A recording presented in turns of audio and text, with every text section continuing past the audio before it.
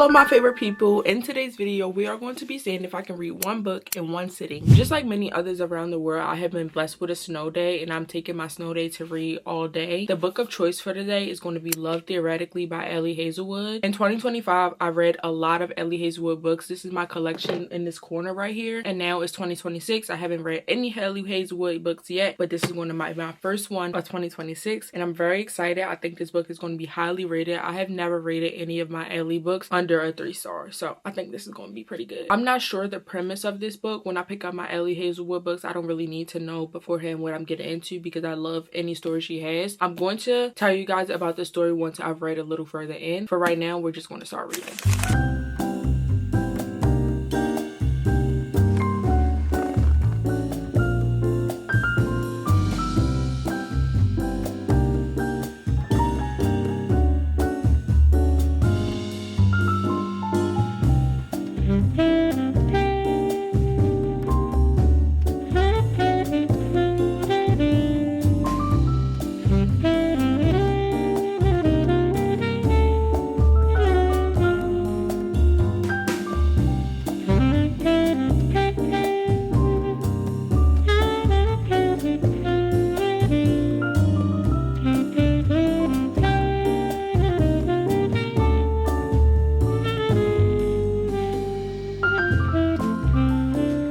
It took about an hour, but I can finally tell you exactly where I'm at in the story. I'm exactly on the 50-page mark, and we have our female main character. Her name is Elsie. Now male main character, his name is Jack Smith. I say his full name because I like saying Jack Smith. Elsie is a physics professor. She teaches at schools like Boston University and the University of Massachusetts. I actually think she teaches 9 courses, but she doesn't make a lot of money doing all of this teaching. So she's also a fake dater. She dates people for money and it pays more than her teaching job. Currently, she's trying to get a job at MIT. She is a theoretical physicist, and that does matter because our main MMC, he is an experimentalist. This is a bad word for me to say. I'm so sorry if I'm struggling with this word. But he's more like an experiment physicist. They come from very different departments, and their departments are basically against each other. One is for thinking and one is for actually just doing a lot of experiment type of things, and they're pitted against each other, especially because of Jack. And she does not like Jack because Jack has made her department look dumb in the past, and he's still basically making them look dumb. He also works at MIT, and his department would be funding her salary halfway, and she's also going to get someone else for this position. He's going for the other person and not her, but obviously we're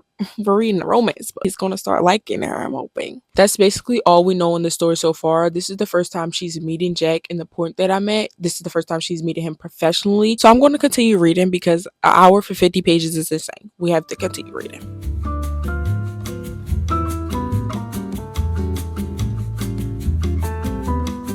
Genuinely just read one sentence of multiple things I just do not understand. Take me, my claim to fame, what got me on Monica's radar is my dissertation. A bunch of mathematical formulas that predict the behavior of two-dimensional liquid crystals. They are special multitudes containing materials with properties of both liquids and solids, of mobility and stasis, of chaos and organization.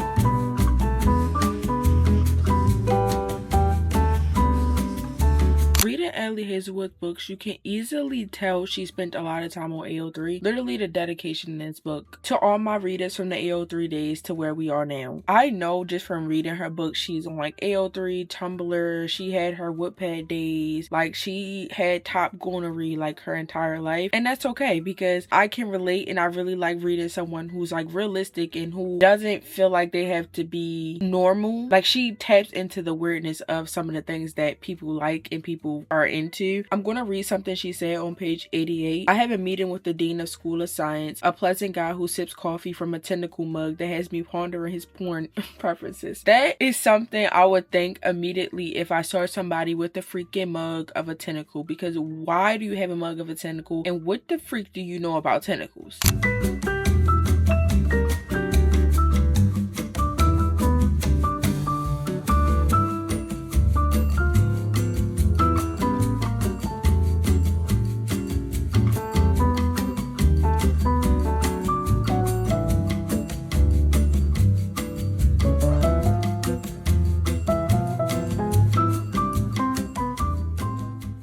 want to take a quick break from reading just so I can eat. I'm getting hungry. It's 2:30 in the afternoon. We're about 129 pages along, and we're on chapter 9. Honestly, I think Allie Hazelwood's chapters are longer than some of the books I've recently been reading. I can't tell if it's 10 pages or less. 4 pages. See, maybe I'm being dramatic. At a point in the book, I feel like we address the overall meaning behind our main female main character. She is definitely a people pleaser, and she makes herself into a bunch of different people for everyone she meets. She does that because she doesn't want people to know the real her, because most of the people who do actually get to see the real her, they never like her and they don't actually appreciate who she is, so she makes herself into different people so people don't shit on her for who she actually is. Jack sees that that's not who she is, and he sees that she does that. That's something we definitely address in the book, but it's something she doesn't do when it comes to physics. Physics is just her. That's something that she feels she is good at, and it's something that she will never ever change herself to make other people feel like good about what she is, because she knows she's good at physics. So that's some things I've observed in our story. I really like how it's going. It's a lot of science stuff, y'all. I'm not gonna lie, it's a lot of the science stuff, more than some of her other books I've read, but okay, it's fun. I'm still enjoying it. Something really sad just happened, and I feel really bad for Elsie. Where do we go from here? You ever just like, you just get that feeling in your chest, you know, if you keep getting that feeling you're gonna cry. Like I it's like hitting me every once in a while as I read this, like not the whole story, but just like this scene. Hot chocolate, he says gently, as though I'm a skittish kitten. It sounds better reading it. In my fantasies, you allow me to keep an eye on you, and when I really let go, I imagine that you let me take care of you too. Why? Because in my head, no one has done it before.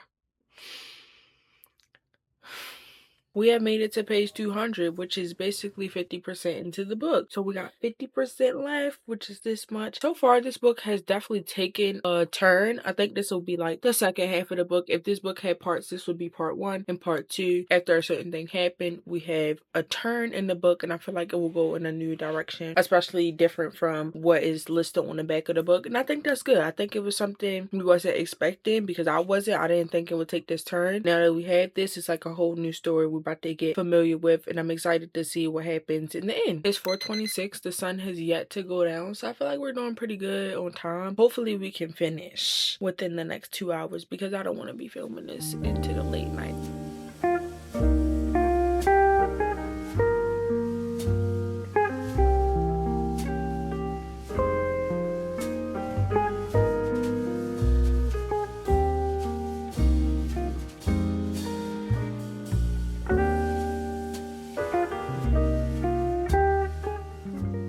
I had to go get my mic, especially talking in here, because the house on this side has this ringing sound that's been going on for like 3 days. It's not overly loud, but I can hear it. Obviously, when I'm in here, I can hear it right now. When I'm in that room, which I've been in all day, because I want to save you guys the strain on your ears if you have to hear that. I don't want that being in the background pissing y'all off. Obviously, I have my mic on. I'm really hoping you cannot hear it with this on. Anyways, we have made it to the 300 page mark, and I feel like that's about 70% into the book. I'm not sure. We have a little bit under 100 pages left, and I'll be reading that right now, especially right here in my reading chair. It's really dark in there, and I just don't want to have the lights on in there. The overhead light in there sucks, and then the ambient light, it has like this little flashes it'll do on my camera, and I don't really like that. I don't want to have y'all have to look at that, so we're gonna come in the front room. To be honest, I'm not enjoying the second half of this book as much as I enjoyed the first half, and I honestly think it plays a part in, I feel like a lot of Allie Hazelwood's writing is a lot of like word dumping and a lot of thoughts and just everything that our main character is thinking, and everything just jumbled all together, and I'm fine with that. It's cool, but it's like, what are we talking about at this point? I feel like we're saying a lot of the same things over and over again, and she's going through a lot of the same things over and over again, and I just think it's also a part of growth, and I totally understand that it's part of growth, but I'm just not solely interested in where we've taken the second half of this book. I do like the characters in a certain sense, but I don't really care for those two of them together. Others would enjoy it. Like, I'm not yearning for you guys. Like, I don't just love this relationship. I'm not like, oh, so needy, but I do like, and I do think they work for each other. They're just not like top tier in my head. Another thing, I do think